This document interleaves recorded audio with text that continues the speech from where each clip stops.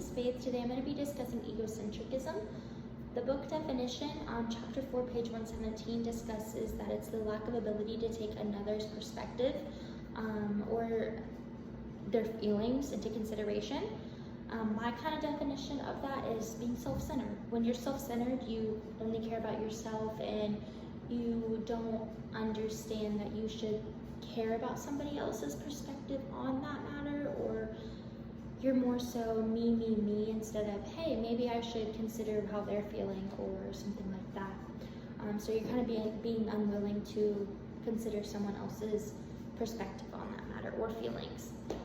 Some examples. So for me, it could be like a me first friend.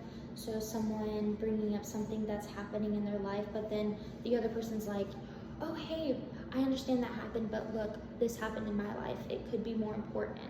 And it's one of those things that's like, yeah, that did happen in your life, but you're switching it back onto you. That could be classified as egocentric just because you're putting your feelings before someone else's when they're coming to you with a situation.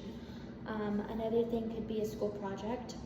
Say you have a project and you're discussing these topics with someone and you're trying to get a project done and do these assignments and do all this and get that done, and you're assigning certain parts to people, and then the person's like, okay, I don't like what you're doing, what I'm doing is better. That could be classified as egocentric because you're not caring what they have to say.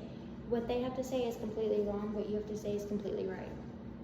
And some people also don't realize that they're being egocentric, so I do want to point that out. Some people are just egocentric and they don't realize it because they're not aware.